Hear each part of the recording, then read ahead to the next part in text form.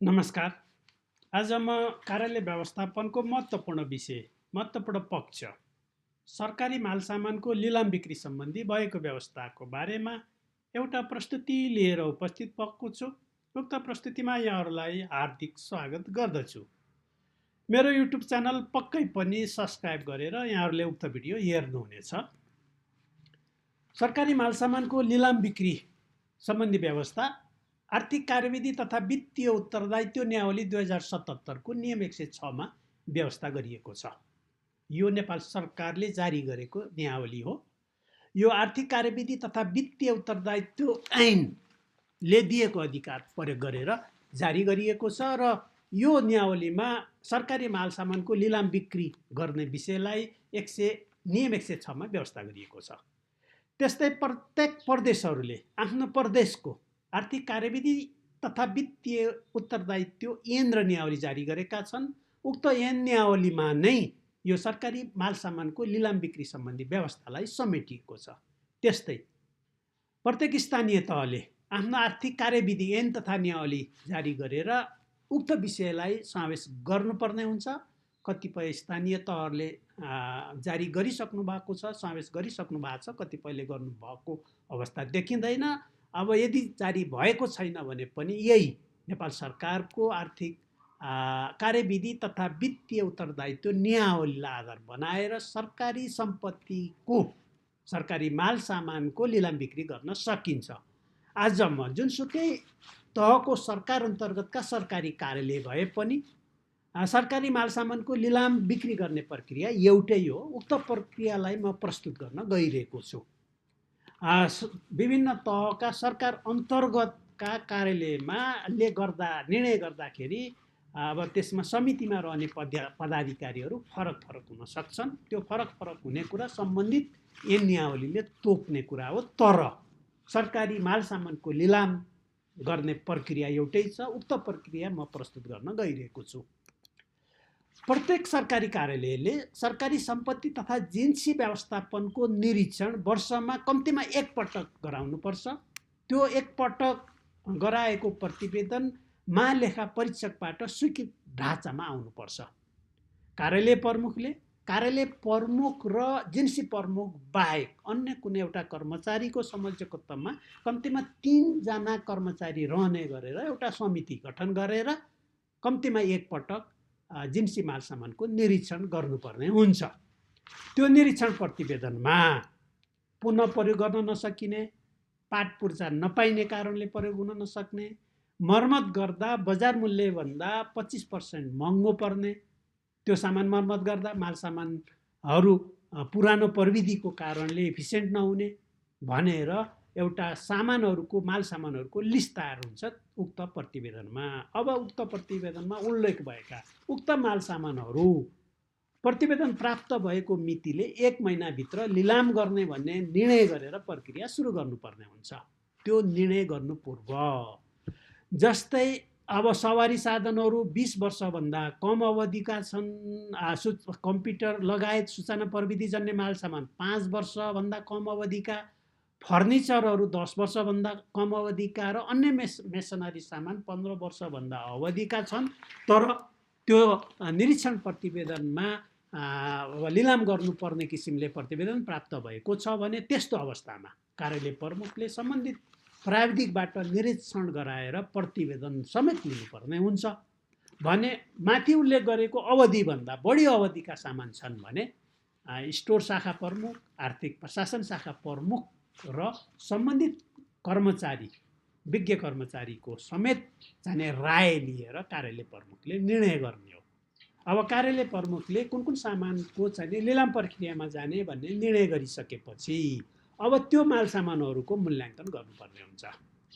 लिलाम गर्ने सम्पत्ति तथा जिन्सी माल सामानको मूल्याङ्कन गर्नुपर्ने छ। नियम 107 मा व्यवस्था छ। त्यसको लागि पनि समितिको व्यवस्था छ।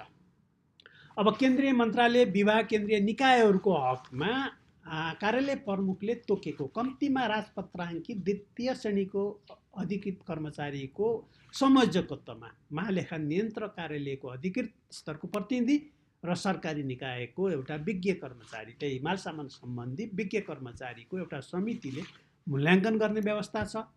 त्यस्तै केन्द्रीय निकाय बाहेक अन्य निकायको हकमा सम्बन्धित कार्यालय प्रमुख वा निजले तोकेको अधिकृतको संयोजकत्वमा सम्बन्धित प्रमुख जिल्ला अधिकारीले तोकेको अधिकृत प्राविधिक कर्मचारी र कसले निकायको प्रतिनिधि रहेको समितिले मूल्याङ्कन गर्ने हो र परिजीयले तोक्ने प्राविधिक कर्मचारी सम्बन्धित चाहिने माल सामानसँग विज्ञ सम्बन्धित हुनुपर्ने हुन्छ। अब यो चाहिने सङ्घीय नेपाल सरकार अन्तर्गतका कार्यालयहरूको हकमा हो। अब प्रदेश स्तरको हकमा सम्बन्धित प्रदेशको नियावलीले तोकेका कर्मचारीहरूको समिति बन्छ। त्यस्तै स्थानीय तहका केसमा स्थानीय तहको नियावलीले तोकेको कर्मचारीहरू रहन्छन्। प्रक्रिया उही हो, खालि समितिमा रहने सदस्यहरू फरक हुने हो। अब यो मूल्याङ्कन गर्दा विचार गर्नुपर्ने कुरा भनेको घट्दो ह्रास कट्टी विधि प्रयोग गरेर मूल्याङ्कन गर्नुपर्छ। त्यो हुँदा जति सामान पुरानो हुँदै जान्छ त्यसको मूल्य घट्दै जान्छ। त्यसको लागि घट्दो ह्रास कट्टी विधि प्रयोग गर्नुपर्छ। त्यो अब चाहिने कति हुन्छ त चाहिने प्रतिशत भन्ने कुरा ह्रास कट्टी दर कति हुन्छ भनेर अनुसूची 19 त्यही न्यावलीको अनुसूची 19मा प्रस्तुत गरिएको छ। त्यसमा जस्तै यो कम्प्युटर तथा सूचना प्रविधिसँग सम्बन्धित उपकरणको ह्रास कट्टी दर चाहिँ 25% बनिएको छ। फर्निचर तथा फिक्चर्सको 25% बनिया छ। अटोमोबाइल्स बस तथा मिनी बसको 20% बनिया छ। निर्माण तथा उत्खनन सम्बन्धी उपकरणको 15% बनिया छ। अन्य मेसनरी औजारको 15% बनिया छ। यो चाहिँ ह्रास कट्टी दर समेत ख्याल गरेर मूल्याङ्कन गर्नुपर्ने हुन्छ। अब कुनै भौतिक संरचना भत्काएर लिलाम गर्नुपर्ने अवस्थामा त्यो भौतिक संरचना भत्काउँदा कति लागत लाग्छ त्यो लागत निकाल्नु पर्यो। त्यसपछि त्यो सामग्री बेच्दा अब कति चाहिँ रकम प्राप्त हुन्छ त्यो सामान बेच्दा आउने रकममा मूल्यमा। त्यसपछि खर्च र घटाएर जति रकम आउँछ त्यो नै के हुन्छ मूल्याङ्कित रकम हुन्छ। अब चाहिँ लिलाम गर्ने माल सामानहरूको लिस्ट तयार भयो, तिनीहरूको मूल्याङ्कन पनि तयार भएपछि अब लिलाम बडावटबाट गर्ने हो कि बोलपत्रबाट गर्ने हो, दुई विधिबाट गर्न सकिन्छ। कुन विधिबाट गर्ने निर्णय गर्नु पर्यो। लिलाम बडावटबाट पनि गर्न सकिन्छ अथवा सूचना नै बोलपत्रको सूचना निकालेर पनि गर्न सकिन्छ। 108 नियममा छ। त्यसको लागि सूचना अथवा बोलपत्र सम्बन्धी कागजातको तयारी गर्नु पर्यो र सूचना प्रकाशन गर्नु पर्यो। अब सूचना निकाल्दा कति समय अवधि दिने के कुरा उल्लेख गर्ने भन्दाखेरि 3 लाखसम्मको यदि लागत भएको माल सामानको चाहिँ लिलाम बिक्री गर्दा 7 दिनको नोटिस सम्बन्धित कार्यालय, सम्बन्धित जिल्ला प्रशासन कार्यालय, सम्बन्धित कोष तथा लेखा नियन्त्रक कार्यालयमा सूचना टाँस गरेर गरिन्छ। 10 लाखसम्मको लागत अनुमान भएको माल सामानको स्थानीय पत्रिकामा 15 दिनको नोटिस दिएर लिलाम बिक्री गरिन्छ। त्यस्तै 10 लाखभन्दा माथिको राष्ट्रिय स्तरको पत्रिकामा 21 दिनको समय दिन्छ। त्यो सूचना सम्बन्धी कागजातको बिक्री गर्दा 10 लाखसम्मको लागि 1000 रकम लिनुपर्छ। सोभन्दा माथिको 2000 लिने व्यवस्था छ। सूचनामा लिलाम हुने स्थान, मिति र समय उल्लेख हुनुपर्छ। बडावट सुरु हुने न्यूनतम मूल्य उल्लेख हुनुपर्छ। धरौटी रकम कति हुने उल्लेख हुनुपर्छ। लिलाम बडावटको केसमा धरौटी 5% हुन्छ र बढ्दै जाँदा धरौटी रकम पनि बढाउनु पर्ने 5% को दरले भन्ने सूचनामा उल्लेख गर्नुपर्छ। बोलपत्रको केसमा धरौटी 10% हुन्छ।